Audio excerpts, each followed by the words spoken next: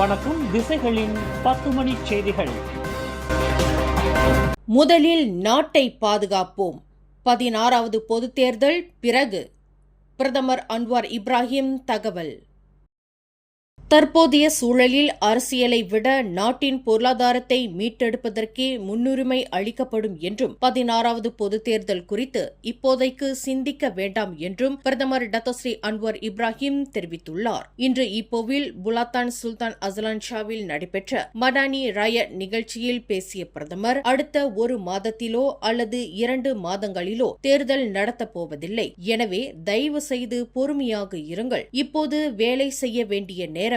அரசியலை ஓரங்கட்டிவிட்டு நாட்டை பாதுகாப்பதில் கவனம் செலுத்துவோம் என்றார். மத்திய கிழக்கு நாடுகளில் நிலவும் போர் சூழலால் உலக பொருளாதாரம், எண்ணெய் விலை மற்றும் விநியோக சங்கிலி பாதிக்கப்பட்டுள்ளதை சுட்டிக்காட்டிய பிரதமர், இக்கட்டான சூழ்நிலையில் தேசிய நிலைத்தன்மையே முக்கியம் என வலியுறுத்தினார். மேலும் பொது நிதியை சிக்கனமாக பயன்படுத்தும் நோக்கில் அமைச்சர்கள் மற்றும் துணை அமைச்சர்களின் அதிகாரப்பூர்வ வெளிநாட்டு பயணங்கள் ரத்து செய்யப்பட்டுள்ளதாகவும் அவர் குறிப்பிட்டார். இந்நிகழ்வில் பேரா மந்திரி பசார் டத்தோஸ்ரீ சரானி முகமது மற்றும் அமைச்சர்கள் பலரும் கலந்து கொண்டனர்.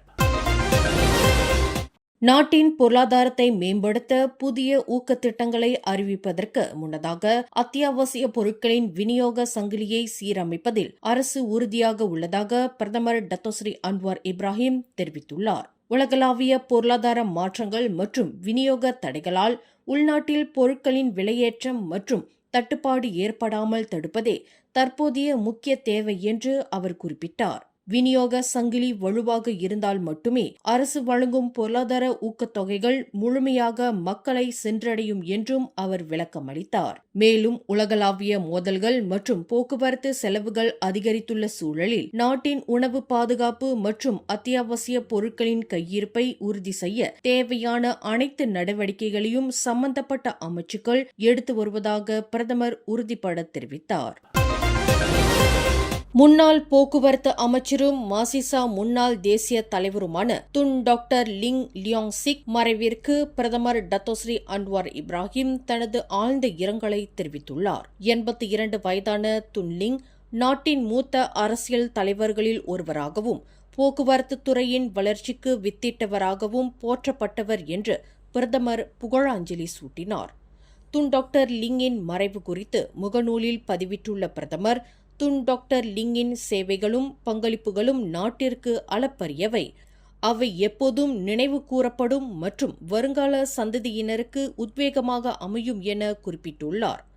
அமைச்சரவையில் நீண்ட காலம் பணியாற்றிய ஒரு முதுபெரும் அரசியல்வாதியை நாடு இழந்துவிட்டதாகவும் பிரதமர் நெகிழ்ச்சியுடன் தெரிவித்துள்ளார்.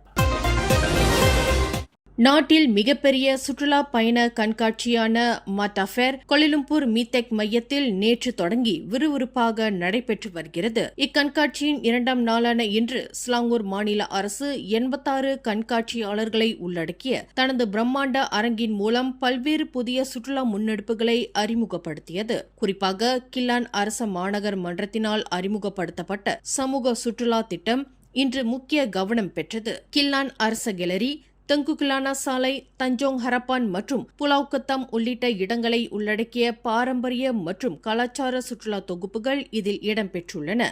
மேலும் ட்ரஸ் மற்றும் மிஸ்தி போன்ற திட்டங்கள் மூலம் நிலையான சுற்றுப்பயணத்திற்கு ஸ்லாங்கூர் முன்னுரிமை அளித்துள்ளது. கண்காட்சியின் சிறப்பம்சமாக சாக்லேட் மியூசியம் நிறுவனத்தின் குனாஃபா சாக்லேட் பார்கள் அறிமுகம் செய்யப்பட்டன. இம்முயற்சிகளின் மூலம் 2026ஆம் ஆண்டு ஸ்லாங்கூர் வருகை ஆண்டிற்கு 90 லட்சம் சுற்றுலா பயணிகளை ஈர்க்க இலக்கு நிர்ணயிக்கப்பட்டுள்ளதாக மாத்தாஃபேர் கண்காட்சியில் இன்று சனிக்கிழமை ஸ்லாங்கூர் சுற்றுலா அரங்கத்தை அதிகாரப்பூர்வமாக தொடக்கி வைத்து செய்தியாளர்களிடம் பேசிய மாநில வீடமைப்பு, ஊராட்சித்துறை மற்றும் சுற்றுலா ஆட்சிக்குழு உறுப்பினர் டத்தோ எங் சியூலிம் தெரிவித்தார். மாத்தாஃபேர் கண்காட்சியில் அமைக்கப்பட்டுள்ள ஸ்லாங்கூர் அரங்கு வெறும் கண்காட்சி இடமல்ல, அது மாநிலத்தின் சுற்றுலா தயாரிப்புகளை அறிமுகப்படுத்தவும் உள்ளூர் பொருளாதாரத்தை மேம்படுத்தவும் உருவாக்கப்பட்ட ஒரு வியூக தளம் என்று அவர் குறிப்பிட்டார். 2026 ஸ்லாங்கூருக்கு வருகை தாருங்கள் ஆண்டிற்கான பிரச்சாரத்தை வெற்றிகரமாக முன்னெடுத்து செல்வதில் இத்தகைய கண்காட்சிகள் முக்கிய பங்கு பங்கு வகிப்பதாக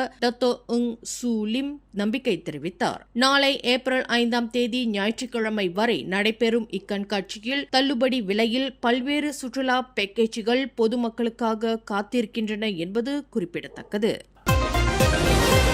கடந்த 2 நாட்களுக்கு முன்பு ஜோஹர் சிகாமாட்டில் ஒரு ட்ரெய்லர் லாரி மோதியதில் ஒரே குடும்பத்தைச் சேர்ந்த 3 உயிரிழந்த சம்பவம் பெரும் சோகத்தை ஏற்படுத்தியுள்ளது.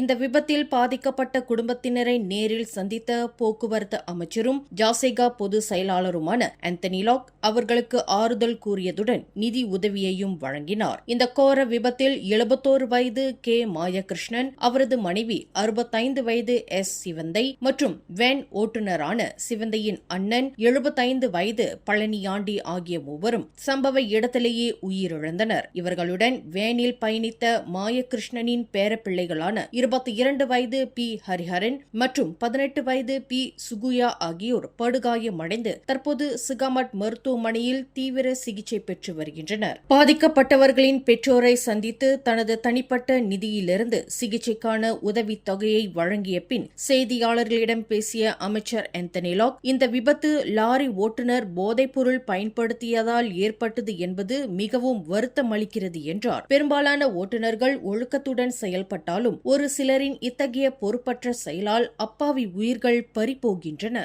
மது அல்லது போதைப்பொருள் தாக்கத்தில் வாகனம் ஓட்டுவது மற்றவர்களின் வாழ்வை சிதைத்துவிடும் என எச்சரித்தார். மேலும் இந்த விபத்து காரணமாக ஓட்டுநர் மீது போலீஸ் துறை மற்றும் அரசு வழக்கறிஞர் அலுவலகம் மிக கடுமையான சட்ட நடவடிக்கை எடுக்க வேண்டும் என ஆந்தனி லாக் வலியுறுத்தினார். சம்பந்தப்பட்ட ட்ரெய்லர் லாரி நிறுவனத்தின் மீது தணிக்கை மற்றும் விசாரணையை மேற்கொள்ள ஜேபிஜே மற்றும் அப்பாட் நிறுவனங்களுக்கு அவர் உத்தரவிட்டுள்ளார். ஓட்டுநர்களின் ஒழுக்கத்தை உறுதி செய்ய தவறியதற்காக அந்த நிறுவனம் மீதும் நடவடிக்கை எடுக்கப்படும் என அவர் உறுதிபட தெரிவித்தார். பாதிக்கப்பட்ட குடும்பத்தினரை ஆந்தனி லாக் சந்தித்த போது நகரி செம்பிலான் ஆட்சிக்குழு உறுப்பினர் ஜே அருண்குமார், சிரம்பன் ஜெயா சட்டமன்ற உறுப்பினர் குணசேகரன் மற்றும் ஜாசேகா பொறுப்பாளர்கள் உடன் இருந்தனர்.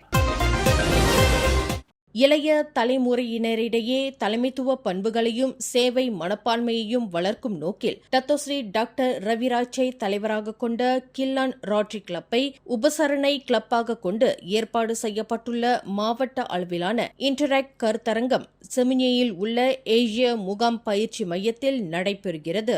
நேற்று தொடங்கி நாளை ஞாயிற்றுக்கிழமை வரை 3 தினங்களுக்கு நடைபெறும் இந்த தலைமைத்துவ கருத்தரங்கில் பல்வேறு பகுதிகளைச் சேர்ந்த 32 பள்ளிகளிலிருந்து சுமார் 150 மாணவர்கள் மிகுந்த ஆர்வத்துடன் கலந்து கொண்டுள்ளனர். ஏசியா கேம்பின் இயற்கை சூழலில் மாணவர்களுக்கு தலைமைத்துவம், குழுப்பணி, ஆளுமை வளர்ச்சி மற்றும் சமூக சேவை குறித்த பல்வேறு ஆக்கப்பூர்வமான பயிற்சிகள் வழங்கப்படுகின்றன. இன்டராக்ட் உறுப்பினர்களிடையே நட்புறவை மேம்படுத்தவும் எதிர்கால சவால்களை எதிர்கொள்ளும் வகையில் அவர்களை தயார்படுத்தவும் இந்த 3 நாள் கருத்தரங்கு ஒரு பாலமாக அமைகிறது என்று ராட்டரி கிளப்பின் மாவட்டம் 3300 மாவட்ட இன்டராக்ட் தலைவர் AVM பிரேம்குமார் விவரித்தார். அனைவருக்கும் வணக்கம். என் பேர் AVM பிரேம்குமார். நான் டிஸ்ட்ரிக்ட் இன்ட்ராக்டர் 2025-2026. ஸோ இந்த இன்ட்ராக்ட் கான்ஃபரன்ஸ் எடுத்துக்கிட்டிங்கன்னா ஒரு 150க்கு மேலே மாணவர்கள் இதில் கலந்துக்கிட்டாங்க. ஸோ இந்த இன்ட்ராக்ட் எடுத்துக்கிட்டிங்கன்னா பெரிய அளவில் அவங்களுக்கு ஸ்கில் டெவலப்மெண்ட், அதே சமயத்தில் பார்த்தீங்கன்னா அவங்களோட டீம் பில்டிங், இந்த மாதிரி இதில் 3 நாள் 2 ராத்திரி இந்த கருத்தரங்கில் இருக்கும். அதே சமயத்தில் இந்த டிஸ்ட்ரிக்ட் இன்ட்ராக்ட் கான்ஃபரன்ஸ் எடுத்துக்கிட்டிங்கன்னா பெரும்பாலும் 32 பள்ளிகள்லேருந்து கலந்துக்கிட்டாங்க. அதில் 13 வயதுலேருந்து 17 வயது வரைக்கும் உள்ள மாணவர்கள் இந்த டிஸ்ட்ரிக்ட் இன்ட்ராக்ட் கான்ஃபரன்ஸ் 2022 கலந்துக்கிட்டாங்க. பார்த்தீங்கன்னா 80 விழுக்காடு நாங்கள் என்ன பண்ணுறோம் அப்படின்னா அவங்களுக்கு அவுட்டோர் ஆக்டிவிட்டிஸ் ரொம்ப பண்ணி கொடுக்குறோம். இப்போ உள்ள பிள்ளைங்கள்லாம் பார்த்தீங்கன்னா 9 பேர் இந்த டேப்லெட் இந்த மாதிரி தொழில்நுட்பத்திலே இருக்காங்க. ஸோ அவங்கள கொண்டு வெளி உலகத்தை என்னான்னு காட்டுறதுக்கு தான் நாங்கள் வருடம் இதை நாங்கள் ரோட்டரி இன்டர்நேஷனல் டிஸ்ட்ரிக்ட் 3300 நாங்கள் இதை பண்ணுறோம். ஸோ இது இன்னும் மேலும் நாங்கள் ஒரு அளவில் நாங்கள் பண்ணுறதுக்கு எங்களுக்கு நல்ல ஸ்பான்சர்ஸ்லாம் நம்மளுக்கு பண்ணிக்கிட்டு இருக்காங்க. அதே மாதிரி ஸ்கூலில் பார்த்தீங்கன்னா டீச்சர் அட்வைசரும் டீச்சருங்களும் பள்ளியிலேருந்து அவங்களும் இதில் கலந்துக்கிட்டு அவங்களும் இதில் பயணிடுறாங்க. இந்த 3 நாள் முகாம் ராட்டரி கிளப்பின் வருடாந்திர நிகழ்வாகும் என்று விவரித்தார் கில்லான் ராட்டரி கிளப்பின் முன்னாள் தலைவர் ஏரன் சாமுவேல். வணக்கம், என் பேர் ஏரன். நான் வந்து ஒரு past president rotary club of கிளாங்கில். ஸோ இன்னைக்கு வந்து district interact conference is being held in Asia camp செமுனி. இந்த ஈவெண்ட் வந்து is annual event done by Rotary Club in Malaysia. ஆனால் this year வந்து ரோட்டரி கிளப் ஆஃப் கிளாங் வந்து ஹோஸ்ட் கிளப். ஸோ இந்த ஈவெண்ட் வந்து focus is on team building, fostering friendship and also leadership among secondary school students. நன்றி, வணக்கம். Rotary club மாணவர்களின் கல்வி மற்றும் சமூக மேம்பாட்டிற்காக தொடர்ந்து இத்தகைய முன்னெடுப்புகளை மேற்கொண்டு வருவதையும் ஏரன் சாமுவேல் சுட்டிக்காட்டினார்.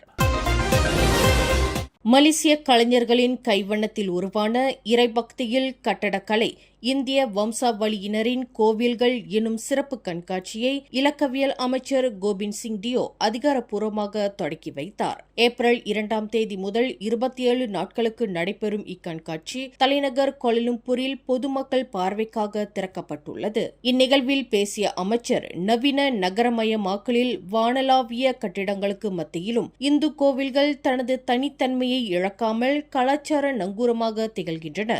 இவை வெறும் நினைவுச் சின்ன அல்ல, நமது கடந்த காலத்திற்கும் நிகழ்காலத்திற்கும் இடையிலான ஒரு தொடர் உரையாடல் என நெகிழ்ச்சியுடன் குறிப்பிட்டார். இக்கண்காட்சியின் ஒரு சிறப்பம்சமாக இந்திய வம்சாவளி ஓவியர்களுடன் மலாய் மற்றும் சீன இனத்தைச் சேர்ந்த கலைஞர்களும் இணைந்து கோவில் ஓவியங்களை வரைந்திருப்பது பார்வையாளர்களை வியப்பில் ஆழ்த்தியுள்ளது.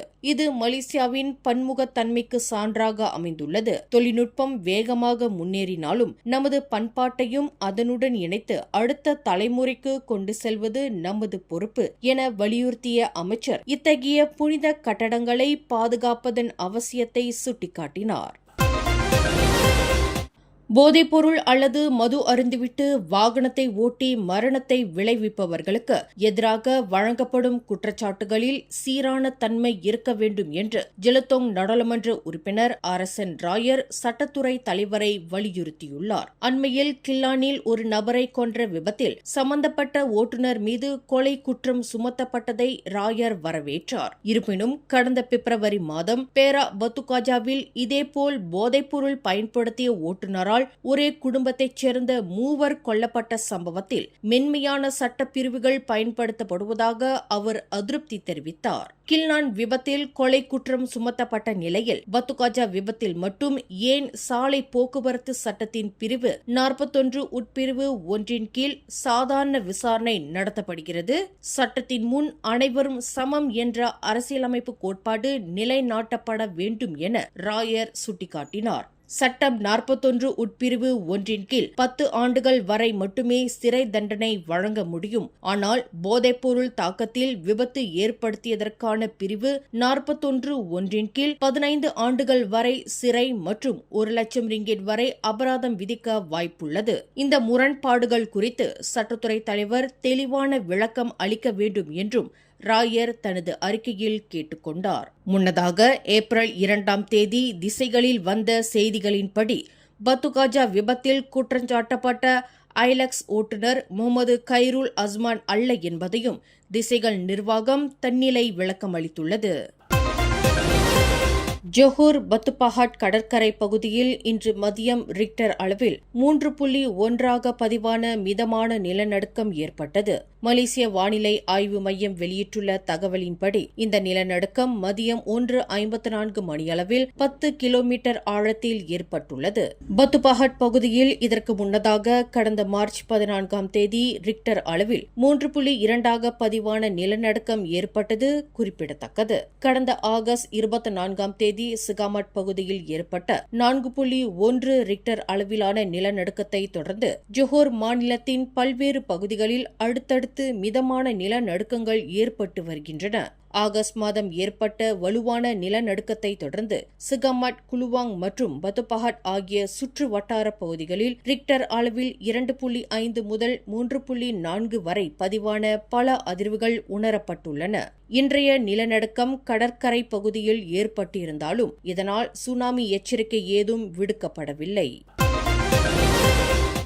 நோன்பு பெருநாளுக்கு முன்னதாக பினாங்கு முஸ்லிம் லீக் ஏற்பாட்டில் ஜார்ஜ் டவுன் லிட்டில் இந்தியா பகுதியில் 23வது ஆண்டாக நடைபெற்ற மாபெரும் ரமலான் பஜார் வெகு விமரிசையாக திறக்கப்பட்டது. இந்நிகழ்வை பினாங்கு தீவு மாநகர் மன்ற மேயர் டத்தோ இன்ஜினியர் ஏ ராஜேந்திரன் அதிகாரப்பூர்வமாக திறந்து வைத்து சிறப்புரையாற்றினார். முஸ்லிம் லீக் தலைவர் டத்தோ ஸ்ரீ ஹாஜி நஜ்முதீன் தலைமையில் நடைபெற்ற இந்நிகழ்வில் சங்கத்தின் துணைத் தலைவர் டத்தோ டாக்டர் ஜாகுல் அமீத், செயலாளர் மட்னோர் மற்றும் ஏற்பாட்டு குழு தலைவர் டத்தோ சதுருதீன், டாக்டர் ரிஸ்வான் ஆகியோர் உரையாற்றினர். உஸ்தாத் அஸ்லான் ஷா அவர்களின் டோவா ஓதலுடன் நிகழ்வு இனிதே தொடங்கியது. இந்த ரமலான் பஜாரில் இந்திய பாரம்பரிய உணவுகளான பிரியாணி, நாசி கண்டார், முர்தபா, நாசி தால்ச்சா மற்றும் சிற்றுண்டிகளான அப்பம், வடை, ஜிகர்தண்டா போன்றவை விற்பனை செய்யப்பட்டன. மேலும் இளநீர், ரோஸ் மில்க், கரும்புச்சாறு போன்ற குளிர் பானங்களும் பொதுமக்களின் வரவேற்பை பெற்றன. அவ்வானி அவர்கள் இந்நிகழ்வின் அறிவிப்பாளராக சிறப்பாக செயல்பட்டார். இந்நிகழ்வில் Dato major Latif, Dato Sulaiman, Muslim League உறுப்பினர்கள், இளைஞரணி மற்றும் மகளிரணி பிரதிநிதிகள், சகோதர சங்க தலைவர்கள் என பலரும் கலந்து கொண்டு சிறப்பித்தனர். தொலுக்கின்தான் வட்டாரத்தில் மனநிலை பாதிக்கப்பட்டதாக கருதப்படும் நபர் ஒருவர் நிர்வாணமாக சுற்றித் திரிந்து போக்குவரத்திற்கு இடையூறு விளைவித்ததை தொடர்ந்து வெள்ளிக்கிழமை இரவு போலீசாரால் கைது செய்யப்பட்டார். இதுகுறித்து ஹிலேர்பேரா மாவட்ட போலீஸ் துறை தலைவர் ASP சுவா கோக்லியான் கூறுகையில், ஜாலான் லங்காப் சூயிசாக் லங்காப் சாலையில் நேற்று இரவு 9:35 மணியளவில் ஆடவர் ஒருவர் நிர்வாணமாக சுற்றித் திரிவதாக புகார் பெற்றதாக குறிப்பிட்டார். தகவல் அறிந்ததும் லங்காப் போலீஸ் நிலையத்தைச் சேர்ந்த குற்ற தடுப்பு ரோந்து படையினர் உடனடியாக சம்பவ இடத்திற்கு விரைந்ததாகவும் போலீஸ் துறையினர் விரைவான நடவடிக்கையில் ஈடுபட்டதாகவும் குறிப்பிட்டார். எனினும் சமூக வலைதளங்களில் வைரலானது போலவே நிர்வாண நிலையில் இருந்த 41 வயதுடைய அந்த உள்ளூர் நபரை போலீசார் கைது செய்தனர் என்றும் அவர் கூறினார். மேல் நடவடிக்கைக்காக அந்த நபர் லங்காப் போலீஸ் நிலையத்திற்கு கொண்டு வரப்பட்டு தற்போது அவர் சிகிச்சைக்காகவும் மனநல நிபுணர்களின் பரிசோதனைக்காகவும் தொலுக்கின்தான் மருத்துவமனைக்கு